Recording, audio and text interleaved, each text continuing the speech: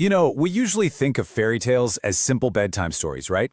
You've got your wicked stepmothers, charming princes, the whole deal. But what if there's something way, way deeper going on in these stories? Well, according to Christine Lawson, these old tales are actually a startlingly clear lens into some of the most complex and often painful family dynamics you can imagine, especially when it comes to fathers who fail to protect their kids. Just listen to this line from Hansel and Gretel. It's just chilling. You can hear the father's protest, right? He knows what he's being asked to do is wrong. But you can also hear how weak he is, how powerless. He knows what's right, but he's not going to do it. And that conflict, that gap between a parent's duty and their failure to actually act, that's the thread we're going to be pulling on today. And look, if you think this is just some fantasy from a dusty old book, it is absolutely not. Back in 1999, this exact scenario played out for real in Arkansas. It's a shocking, brutal reminder that these aren't just stories. They are very real reflections of dark human patterns that are still with us. So here's our game plan. We're going to explore 4 key father archetypes that Christine Lawson identified: the Frog Prince, the Huntsman, the King, and the Fisherman. Each one shows us a different kind of failure, and at the end, we're going to look at the tragic thread that ties them all together. All right, let's dive right in. The fathers of fairy tales, the archetypes of dysfunction. First up, we have the Frog Prince. This is the father who basically feels like a project. He's the ultimate underdog, totally stuck in his own misery. And he's just waiting for that one magical moment, that one kiss that's going to transform him and save him from himself. And this quote, this is the fantasy, right here. This is the core belief that fuels this whole dynamic. It's the desperate hope that with enough love, or maybe even with a little bit of force, the frog will finally turn into the prince everyone believes he's supposed to be. So let's break down his traits. He's not just an underdog. He's emotionally walled off, and he completely confuses love with pity and need. He is so lost in his own emotional swamp that to his kids, he's just not there. He's a ghost. And this has absolutely devastating real-world consequences. Take the case of Danielle. Her father was a classic frog prince, a gambler, always waiting for that one big win to change everything.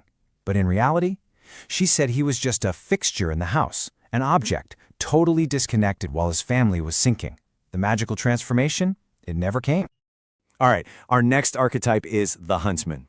Now, on the surface, this is the guy who seems like a good man. He's principled, he's hardworking, but his fatal flaw, it's denial. In Snow White, the huntsman's pity actually saves her. He can't stand the ugliness of the evil queen's command. But in a real family, that same impulse, that need to avoid conflict and ugliness at all costs, it becomes a poison. It stops him from confronting the very real dangers his child is facing every single day. And this, right here, is the central paradox of the huntsman. He's a good guy. He's principled, he's a hard worker, his entire sense of self-worth is built on duty and honor. But his main survival tool is denial. To avoid a fight, he minimizes his children's suffering, telling them, and maybe more importantly telling himself, oh, it's not really that bad. Think about Emily's story. Her father was a pillar of the community, worked 2 jobs, everyone respected him. But to escape his wife's abusive rampages, he would just vanish, sometimes physically out to his workshop, and sometimes emotionally, shutting down completely.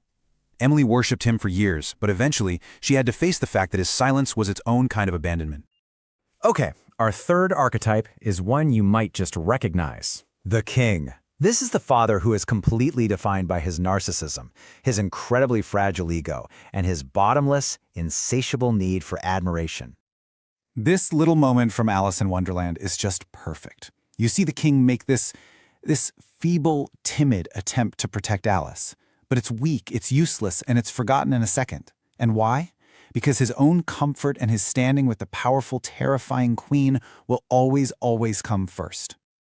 You see, the king's entire world revolves around him. He doesn't just want constant admiration, he requires it to function.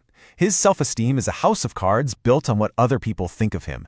And his children? Well, they're not really family. They're his audience. Or worse, his competition for the spotlight. Katie's father was a textbook king. His office was basically a shrine to himself, just lined with awards. He was the life of every party, the big shot on business trips. But at home, emotionally vacant. His entire focus was on his own success, his own appearance, leaving Katie totally alone to deal with her mother's abuse. And that brings us to our final archetype, the Fisherman. This father is defined by one powerful emotion: fear. He knows what's happening in his house is wrong, but he is terrified of his wife, who the story calls the witch, and he feels completely powerless to do anything about it. This simple little rhyme says everything you need to know. Against my will. The fisherman has completely given up. He's no longer a person with his own will. He's just a messenger for his wife's destructive desires, knowing they're wrong, but feeling like he has absolutely no choice but to obey. I mean, this is a portrait of complete and total surrender. The fisherman's self-esteem is so rock bottom that he genuinely believes he's a loser who deserves whatever he gets. And that profound fear makes it impossible for him to stand up for his kids, which turns his silence into an active partnership in their abuse. Becky's story is it's absolutely chilling. She remembers her father being terrified of her mother. And during one violent attack, he just stood there. He did nothing to protect her. And as she said, he never did. His fear completely overrode any instinct to protect his own child. So, when you lay it all out like this, the pattern becomes crystal clear, doesn't it? The Frog Prince is defined by helplessness, the Huntsman by denial, the King by his own narcissism, and the Fisherman by pure fear.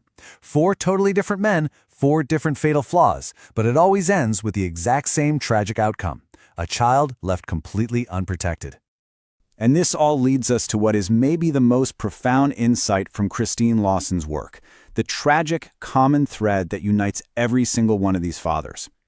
And here it is, this is the most important takeaway. According to Lawson, these men aren't necessarily evil. They are prisoners. They are trapped by their own deep, unhealed psychological wounds. They are so consumed by their own pain, by their own survival, that they become totally blind to the suffering of their own children. And in the most tragic sense possible, they truly know not what they do. Which leaves us with one final, very provocative question. If these fathers are themselves trapped in a kind of spell, totally blind to the damage they're causing, how does a child ever break free?